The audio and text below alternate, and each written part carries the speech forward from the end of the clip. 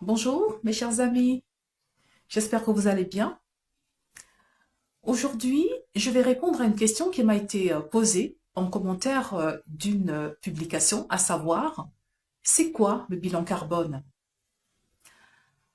Rappelons-nous d'abord avant de répondre que c'est en 2014 que le GIEC a publié son 5e rapport dans lequel euh, il affirme avec certitude que l'homme est responsable du réchauffement de la planète à 97% à travers ses activités fortement émettrices de CO2. Et donc, la seule façon de limiter le réchauffement climatique ainsi que ses effets, c'est de limiter nos émissions de gaz à effet de serre. La méthode bilan carbone, c'est une marque déposée en France, c'est un outil, c'est une méthode qui permet donc de calculer les émissions directes et indirectes, de suivre ces émissions une fois calculées, que ce soit d'une entreprise ou alors d'une collectivité territoriale ou encore d'un projet, voire même d'un produit, en tenant compte des 3 scopes, 1, 2 et 3. Nous y reviendrons au fil des vidéos. Et donc, la méthode bilan carbone a été créée par l'ADEME, qu'il a par la suite confiée à l'ABC, Association pour la transition bas carbone. C'est cette association qui aujourd'hui assure la formation à cette méthode en partenariat avec l'IFC. C'est donc la méthode la plus populaire en France actuellement en termes de comptabilité carbone. Pour ce qui est de la France, puisque c'est le pays où je vis et donc je m'intéresse un peu à ce qui s'y passe, les premiers bilans carbone commencent à être publiés dans les années 80 et depuis, la législation a fortement évolué et s'est même considérablement durcie, eu égard à la prise de conscience globale sur les enjeux climatiques aujourd'hui. On ne peut plus éviter ces questions. Vous êtes d'accord avec moi?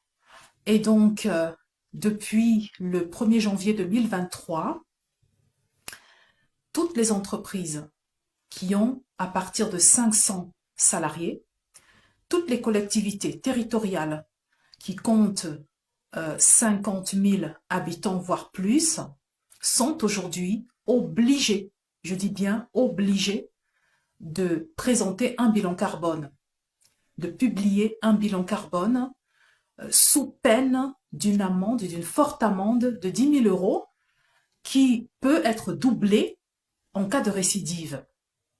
Et donc, c'est clairement là une politique de durcissement complètement assumée pour obliger tout le monde à faire attention à ces émissions de gaz à effet de serre. Et je rappelle en passant que avant le 1er janvier 2023, l'amende n'était que de 1 500 euros.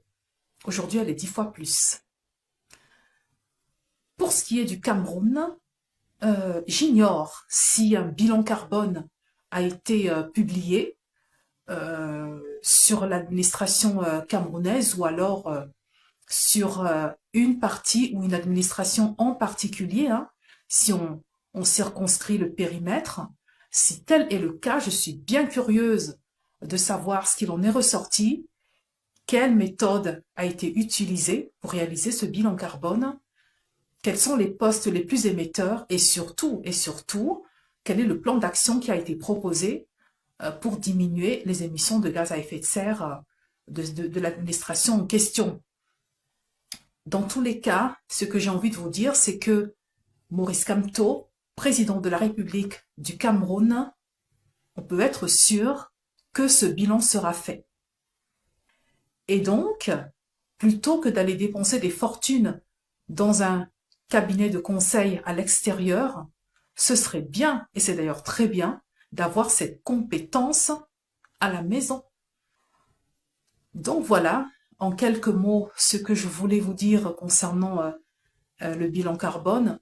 C'était juste une toute petite introduction au fil des vidéos qui vont suivre, nous allons développer ce sujet. Et je tenais aussi à vous remercier d'être si nombreux à suivre mes petites vidéos. J'ai constaté que vous les appréciez vraiment beaucoup et donc ça me donne le courage et l'envie de continuer. Voilà, je vous laisse donc sur ce et je vous souhaite une excellente journée et à bientôt, à très vite.